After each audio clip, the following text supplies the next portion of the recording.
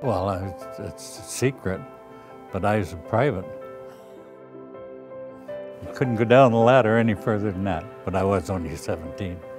I landed at D-Day in France, and our regiment was the first ones in, and we were the first all the way through. And I have a diary to all the places we liberated. I was in the front line for 19 months. We had wet shoes and feet for 6 months from wading in. I asked for a boat, but they wouldn't give it to me. We lost 63 men in my company, B company alone. Of course, I didn't know all about those facts till later. After I was wounded, we were trying to help rescue a man, and another gentleman came to help me with this man I was trying to rescue. We only took about 8 or 10 steps and I got it. So the man that came to help me, he had 2 guys to look after. So he moved me down the beach to where the cemetery was and the station, the little bit of a station down there too.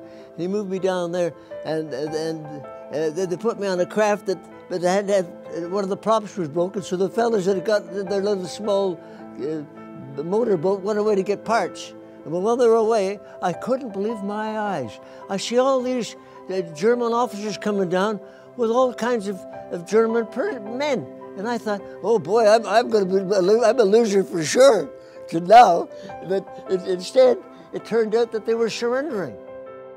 Ran away from home when I was 15 years of age. I was sort of concerned about my brother who was overseas, and I tried to join the Navy, but I was only 15 and they turned me away and said, if you had a year sea time, we could take you on as an apprentice sailor. And so I decided to run away from home and join the Merchant Navy, which I did. I went down and I joined a ship in Montreal. They didn't ask questions in those days.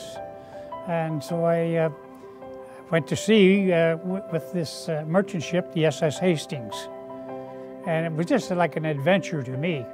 I didn't see the seriousness of it, but I started to see the seriousness when they took our ship into port in Montreal and put a gun on it.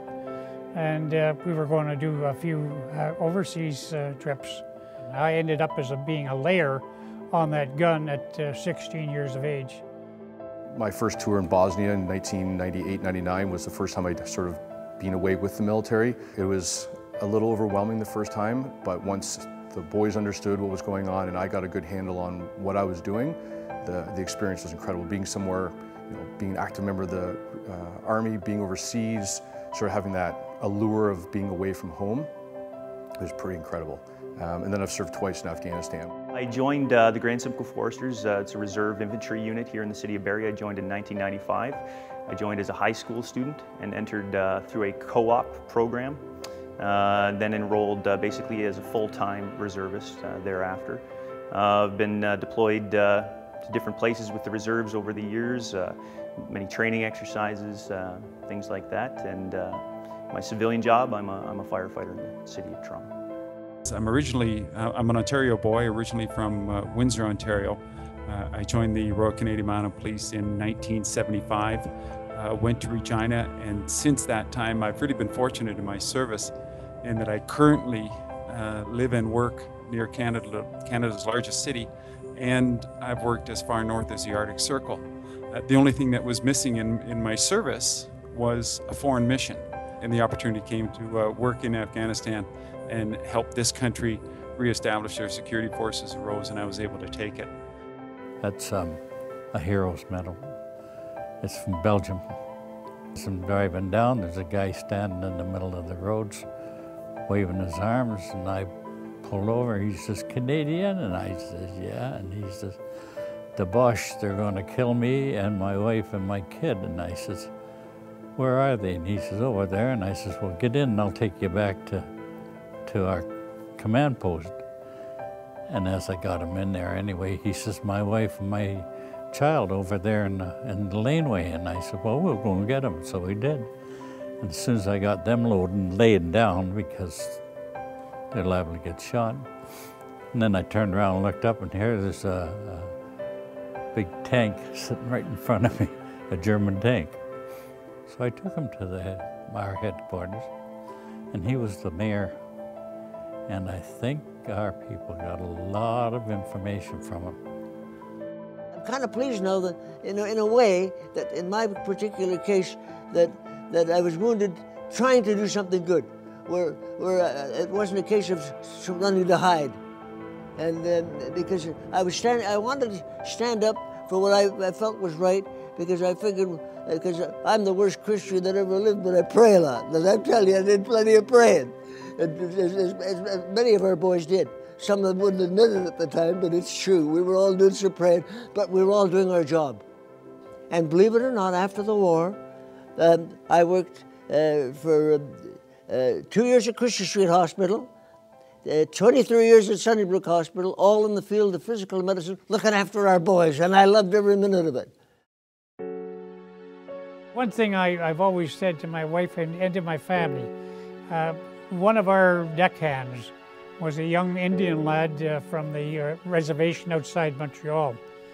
And he was just a joy. This guy was always laughing and whatever. And he got crushed to death by the ship. We were going into port at the time. They woke him up to go on what they call the landing swing, to swing out to pull the hawsers onto the dock. And he walked right off the edge of the dock and right into the water. The ship was underway, and the captain had no other choice but to reverse engines.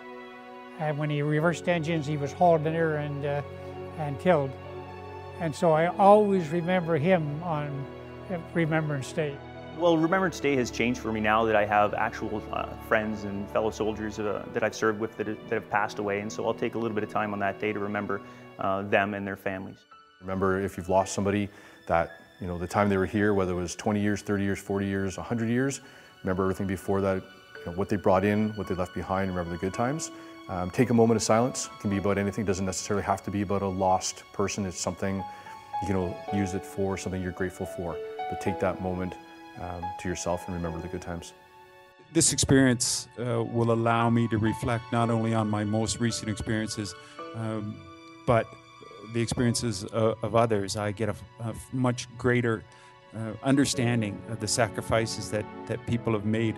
We can read all we want in the history books of what people have done for us and for our freedoms and for our liberties, but to be living in a country where it's not taken for granted, because sometimes those freedoms and liberties in fact don't exist, and that's exactly why we're here. So from this Remembrance Day forward, I'll never ever take for granted the freedoms and privileges that we all enjoy as Canadians.